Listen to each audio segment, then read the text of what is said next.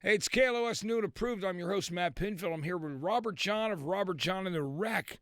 He's checking in with us from the road. Robert, how you doing, man?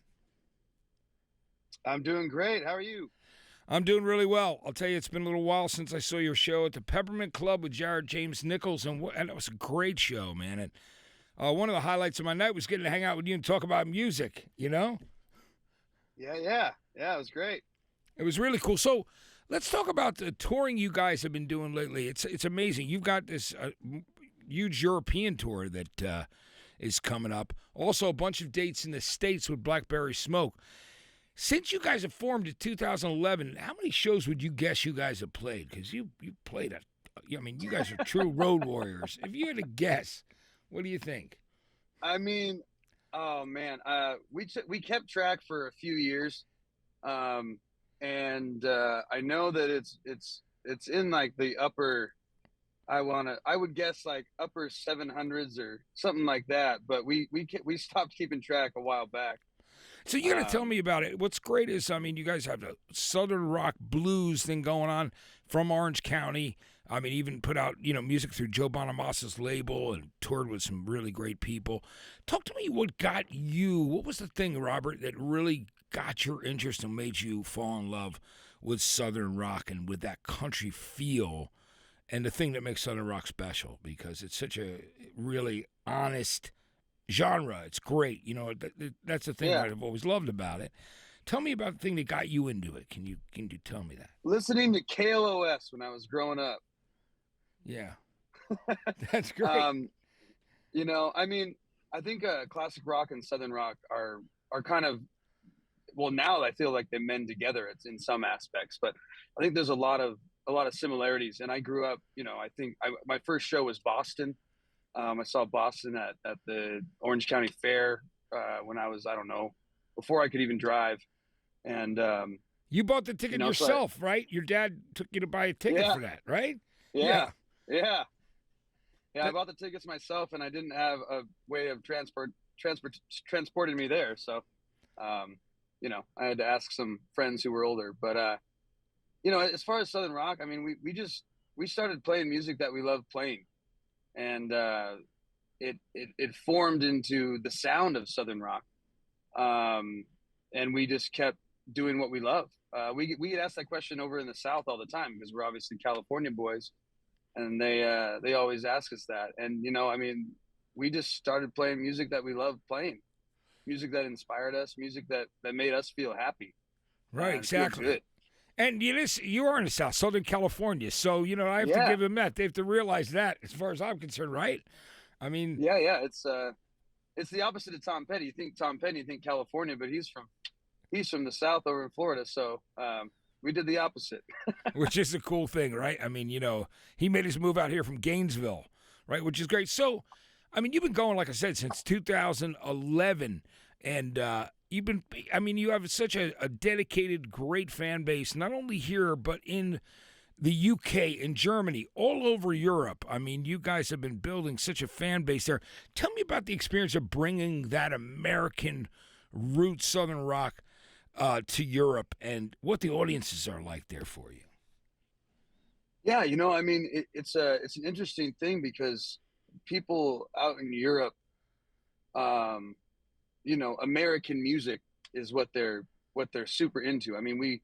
We've been playing at clubs where Leonard Skinner has taken over the whole entire bar. They have the flag up on one side. It's just a bar dedicated to American Southern rock. Um, and so there's a love and passion for American rock and roll, American music out there, and we see that passion when it comes to the fans. They're there, they're excited, they're raring to go, and they're loud and vocal about it, and it's a blast, man. It's just incredible. And I love bands like Blackberry Smoke, who you're I going think it on the has to be road the with. same kind of to British rock over here in the States. It's something that's coming from a different place than where you're from, and it's exciting. Yeah, and there's something romantic about it, I think, too, because it's a place that, like, the music takes Yeah, you of there, and I course. think for the people over there, they feel the same way. You know, they love American rock bands and the Southern rock, and even things like Creedence. You know what I mean? Like a lot of stuff that's really American, no matter what. But I noticed that it does incredibly well over there. Tell me about now that you're 8 albums in, and you have the new EP, One of a Kind, with the 4 new songs on it. What's it changed for you when it comes to like really writing and releasing music? Because you've been doing that since the band formed together about 2011. Yeah. Tell me about what's changed for you with that. Is it something that because of music delivery is different, but of course you guys just keep on writing and touring. Tell me about how things have changed over the years for you with that. Yeah, I think we take more time in the writing. We can get into a room and write the same song we wrote 10 years ago, and it'd probably be pretty cool. And, and maybe people would like it and have no idea. But for us, we want the writing to keep growing with us. And we want there to be some aspect of meaning in what we're writing and what we're doing. I think in the past, especially when we started, it was all about how it felt, and the lyrics we could care less what the lyrics were, as long as the groove was cool and the instruments were, hitting, and the show was lively and fun. But I think now we just take more time in what we're doing and writing and wanting to have people feel what that is with us. Hear people's take on certain songs that we write and put out. And it's been a lot of fun as the repertoire grows and the fan base grows, hearing all these songs that people are asking us to play that we didn't even think anyone really enjoyed or, paid attention to. It's awesome to know that our fans out there are listening to the whole repertoire and really hoping that we play a song from 10 years ago. Yeah, it's amazing. I mean, there's songs that have million spins and over 1 million, and on Spotify and on all of the different music websites. There's a lot of love out there and concentrated on different eras of your record releases, which is great. Let's talk about Pain No More. Here's a song that's done unbelievably well on our new and improved countdown. It's been getting played constantly here on KLOS. We're getting incredible reactions to the song. Can you tell me about the writing of that song and lyrically? Yeah, sure. Well, first of all, I want to thank you and the rest of everyone at KLOS for playing that track and keeping it moving. It means a lot to us, especially our local station that we've been listening to for years. I mean, it means a lot to us. It's still pretty crazy in our heads how much play it's getting. So thank you, and thank you to everyone there. We co-wrote that song with Charlie Starr of Blackberry Smoke, and we were on tour in Europe, and we were in Kortrijk, Belgium at our tour manager's house on his couch, and we hit up a Zoom and we started putting that song together with Charlie. And then we got home after that, and we had a session with Dave Cobb coming up at RCA. So we took a couple sound checks to kind of play through it and see how we feel and how we felt. And we got in the room, and Dave Cobb has obviously done so much music that I listen to all the time. So it was a really cool experience to get in the room, and we sat down with acoustic guitars and just went through the song and decided where the dynamic should be and kind of what's going on with it. And there wasn't a lot of time to think. We just started hitting it and recording it, and the final product is what everyone's been hearing, and we love it. We still play it every night, and it was just a really cool experience, how a song can grow and become something more than you could ever imagine it to be. I think it's great. And, working with Dave Cobb, he's a Grammy-winning producer. He's such an incredible talent. He's well-loved, and, he works fast, too. That's one of the things that I've been told, that he's really and he's got an incredible memory of where things are on the board and where they were in different parts. He's just, I hear he's amazing that way. An incredible savant in the studio, right? But he also he's got a total love for you, for Rival Sons, who he's worked with. He's certainly, his heart's in a lot of Southern sounding, but California, Southern California rock and roll. Talk to me about how your relationship began with Dave Cobb. Oh man, I mean, it started when we met him in RCA Studios. Yeah. I've always known Dave Cobb's name from the Rival Sons guys, because they've been recording with him for years. So I always knew that name, and he used to have a studio out in LA, years and years ago, before he started his Nashville.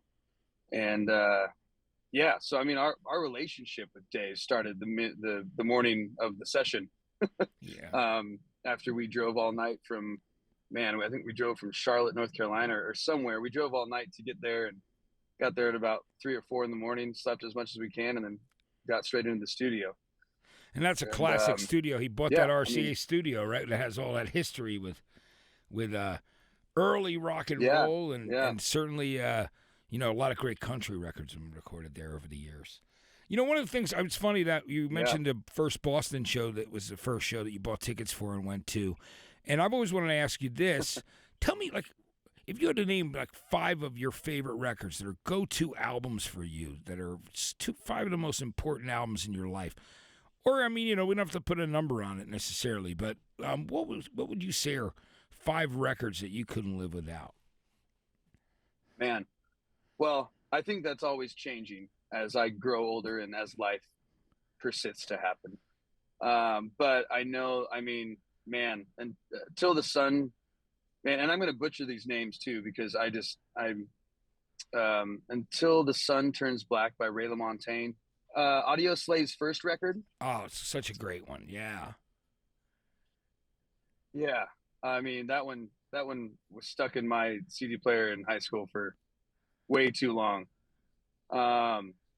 You know, and I mean, I think now, I mean, it's Live at the Fillmore, you know, Allman Brothers. I mean, that record is, you know, hands down. And then I really would say Crowology, the Black Crowes kind of acoustic record they did. The songs and how they reinterpreted them are, I think, is just awesome. So there's 4 for you. 4 is good. Well, I got to tell you, Robert, it's really nice to hear you mention that Ray LaMontagne album, because, man, that first song on that record, Be Here Now, is so beautiful. Oh, the way that song builds, man, it's just, a lot of people don't know that record that should, but it's incredible. And I love the way that album starts, man, you know? Yeah, I think that record probably changed my life more than anything else. I heard it at the right time, and I think it was kind of when I started really getting into writing music, and you know, I started off being like a singer-songwriter, you know, just doing everything I could without a band, and so that record was really important to me. And I still have yet to see Ray LaMontagne live, because I think the universe doesn't want me to, because every time he's touring in Southern California, I'm gone, and it's been like that for over 10 years. So I hope one day I get to see him live, and maybe he'll do a reunion tour of just that record, play that whole thing all the way through. I would love to see him do it. If anyone's listening that knows Ray, let them know that for me.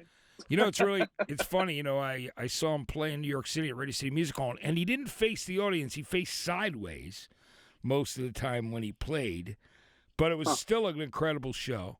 And he came in the radio station in New York. I used to do a morning show, and he left. He looked at his manager and said, "Why can't most of my interviews be as good as like this one?" Because I actually knew his music. You know what I mean? Like, because I love that. Yeah, for sure. I love that album, the same album you do. That record is incredible. Like I said, it's so emotional from that very first song. Just incredible. You know, I love that. So, but that's great. So we're excited that you're playing that new and approved show on Thursday night, which is so great. And it's just good to have you always playing in the area. Robert, can you tell me about what your plans are? I know that things are Blackberry. You have the Blackberry Smoke Tour that's happening, that's going throughout parts of the South, like, you know, North Carolina and Tennessee. It's going to be all over. And then your guys are going and heading to Europe. Do you know when you will be back, like when the next run of shows will be that will hit the West Coast? No. I mean, we do the Blackberry Smoke shows, and we tour a little bit after those, and then we head to Europe for a weekend, and then we head home, and then I think we're around in June, and then, you know, I mean, there's just I think we're looking for something, a hometown show, sometime in July. And then, I mean, we have festivals in August and then back to Europe. It's just, it's going to be an incredible and busy year for us. That's great. Now And we're excited. yeah, I think it's great. And I want to thank you, so much for taking the time out today to say hello and do this. And I look forward to seeing you on Thursday night. Yeah, thank you so much for having me, and looking forward to it as well. We'll have a good time. Yeah, we will, Robert. It's great. So thanks again, and we'll talk more music when I see you then. But thanks for checking in. All right, sounds good. All right, you got it. It was great. Robert, thanks for doing it today. Robert Jon from Robert Jon and The Wreck, right here on KLOS New and Approved. I'm Matt Pinfield. Thanks for watching and listening. We'll see you next time.